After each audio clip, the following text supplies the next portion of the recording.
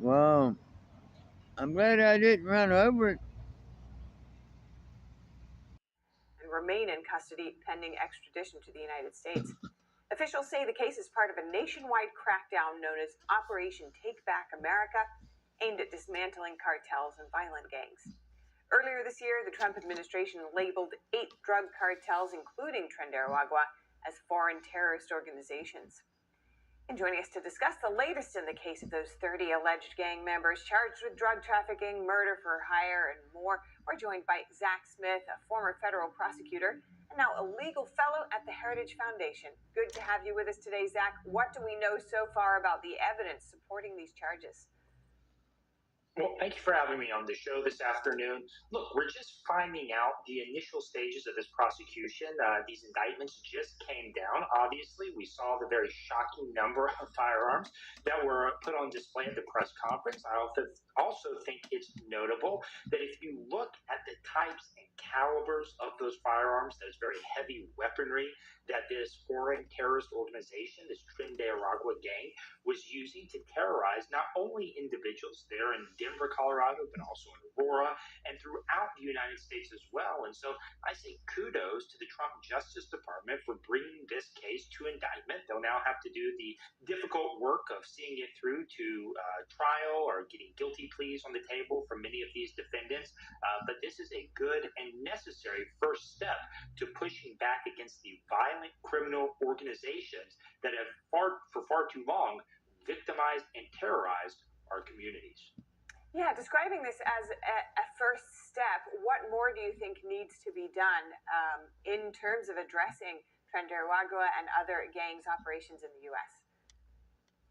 Well, I think we've already seen President Trump and the Justice Department take some very important steps. They designated Tren de Aragua as a foreign terrorist organization. That gives some more flexibility with the way to deal with this type of violent criminal organization. Obviously, there's a lot of investigatory work that has already occurred. These indictments have been handed down.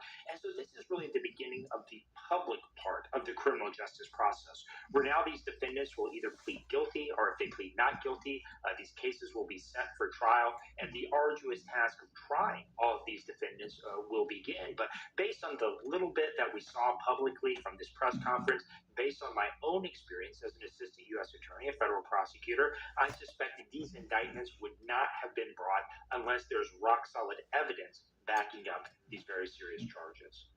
And you mentioned there the designation of this gang as a terrorist organization. Does that impact the prosecution of these cases? It won't impact the criminal prosecution in terms of the process that needs to be followed. It does give some more flexibility with the other areas where the administration may be able to help and deal with these individuals who come across the border illegally in many instances. But look, one of the things that has really stood out to me, if we think back to only a few months ago, there was a viral video of members of Tren de Aragua that had essentially taken over an apartment complex in Aurora, Colorado, a short distance away from Denver, Colorado, where these indictments were brought. And many left-leaning politicians at the time, Colorado's governor, all kind of poo-pooed that video, said it wasn't as bad as it seemed, that this was being taken out of context. And yet now we know it is as bad as it seemed, and that video was not taken out of context. And in fact, it looks like some of these individuals who are currently indicted were involved in those other troubling incidents as well. And so, again, this is a serious problem. I think it highlights and just reinforces what so many of us already knew, that dealing in a very aggressive, very appropriate manner with these violent criminal enterprises is long overdue, and will show that President Trump and his administration are serious about combating violent crime. And what penalties could defendants face if they are convicted on the most serious counts? Well, they are facing potentially decades in federal prison. I suspect as well many of them are facing immigration consequences where they will be deported after they have served any relevant sentences. But look, the murder for hire charges, the weapons charges alone carry very lengthy sentences. And look, the details of some of these alleged crimes, and again, these defendants are still presumed innocent, as anyone is under our criminal justice system, but the allegations are shocking. For instance, in one of the murder for hire cases, it's alleged that several gang members offered to kill others for about $15,000, and for a nominal $5,000 additional dollars, they would bring the victim's severed heads back as proof that they had carried through their executions. And so these are shocking, serious allegations that carry very stiff penalties if these defendants are in fact found guilty. And lastly, Zach, what additional resources or legislation do you think could strengthen law enforcement in their dealing with transnational gangs here in the U.S.? Well, I certainly think President Trump, Pam Bondi, and the Justice Department are taking the right approach. They are surging federal law enforcement officers to many cities where these gangs have plagued citizens and visitors for so many years. I also think local officials need to play a very important part in this, in partnering with federal authorities, surging their own resources to combat violent gangs in many of their communities. And unfortunately, right now, in places like Colorado, in places like Los Angeles, California, and others, we are seeing local authorities, instead of partnering with federal officials, pushing back and fighting them on many of these initiatives. So for now, I say to President Trump, Attorney General Bondi, kudos to them for prioritizing this, and I hope that local elected officials will similarly prioritize the safety of their own citizens. All right. Thank you so much for your time today and your insights, Zach Smith. Good to speak with you. Of course. Thanks for having me. States and the District of Columbia sued the Justice Department yesterday. They're accusing the federal government of illegally withholding federal funds if states don't cooperate with immigration policies. The lawsuit challenges conditions the Justice Department placed this summer on the funds that come from the Victims of Crime Act. The bill provides more than $1 billion each year to states. That money is intended for things like violence shelters, funeral expenses, trauma counseling, and crime scene cleanup. The attorneys general say the new rules target sanctuary jurisdictions where officials refuse to comply with federal immigration law and authorities. The lawsuit seeks to block the Justice Department from enforcing conditions that would cut funding to a state for not complying with immigration enforcement. We'll keep you updated there. After a 2-week standoff came to a close yesterday, Texas Republicans are moving forward with approving redrawn congressional districts. That gives Republicans the upper hand in the midterms. NTD's Melina Wisecup has updates. State lawmakers were able to meet quorum in Texas on Monday, meaning they now have enough members present to move forward with legislation. When those Democrats did return, they were met with halls filled with supporters. So it's clear that Democrats have successfully motivated their grassroots base, at least in the state of Texas. But despite this pushback from those Democrat voters, Republicans are very likely to pass this map because they simply hold the majority in the state House in Texas. Democrats say, though they don't have the numbers to stop this legislation, they're prepared to fight back with what tools they do have. Listen. So we'll fight in the courts, and then blue states around the country are mobilizing to combat this at the federal level.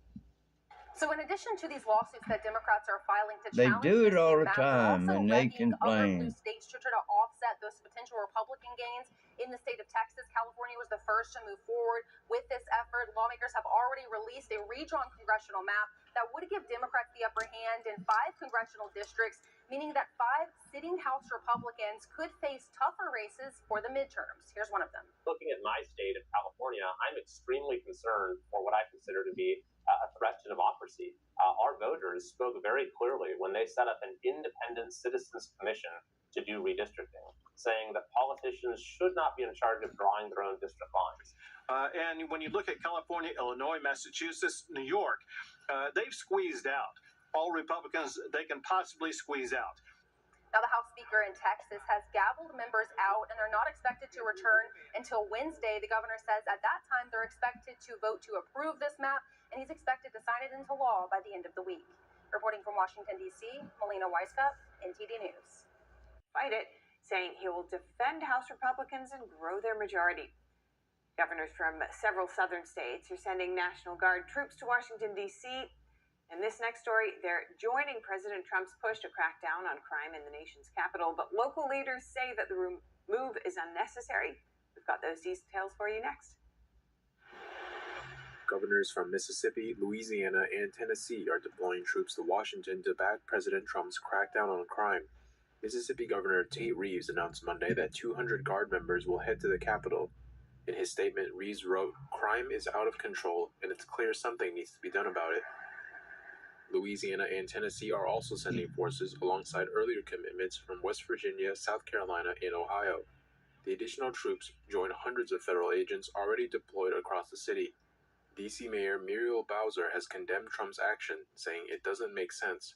The numbers on the ground in the district don't support 1,000 people from other states coming to Washington, D.C. You know that. This is not about something that fits into logic. Bowser and other D.C. officials state that crime in Washington has actually dropped in recent months. But the Trump administration says the crackdown is already producing results, with nearly 400 arrests and dozens of weapons seized. The president has authority to control the D.C. Police Department for 30 days without congressional approval. But Trump is already signaling he may seek an extension and even declare a national emergency if he doesn't get one. House Republicans are backing the effort, but legal challenges from D.C. officials are mounting. D.C. Attorney General Brian Schwab has sued the Trump administration, saying the takeover of the police force is an affront to the city's dignity and autonomy. Well, Federal do something judges about have your crime, approved President dumbass. Trump's choice for senators have blocked most of Trump's nominations, including Clayton's, but federal judges are allowed to appoint a U.S. attorney after an interim term has expired. The Southern District of New York is one of the top prosecutor positions in the United States, with high-profile cases like the one against rapper Sean Combs and convicted sex trafficker Ghislaine Maxwell. U.S. Attorney General Pam Bondi has appointed Missouri Attorney General Andrew Bailey as co-deputy director of the FBI. Bailey will step down from his current role in Missouri to work alongside Dan Bongino. Bailey will take on his new role next month. In a statement, Bailey said his life has been defined by service and that Missouri will always be his home. He expressed gratitude to President Trump and Bondi for the appointment. Bondi praised Bailey as a decorated veteran and experienced attorney general. Federal Reserve Chair Jerome Powell is in the spotlight. Powell delivers his final keynote address at this week's annual central bank retreat beginning on Thursday. More than 100 people, including central bankers, academics, and financial industry leaders, will attend the event from Thursday to Saturday. This year's event in Jackson Hole, Wyoming, is titled Labor Markets in Transition, Demographics, Productivity, and Macroeconomic Policy. It will be Powell's final Jackson Hole appearance before his term expires in May 2026. He has historically used the main event to convey pivotal moments for monetary policy. In 2022, for example, Powell underscored the central bank's resolve to combat inflation. Wall Street is confident that the Fed will lower interest rates next month for the first time since December 2024.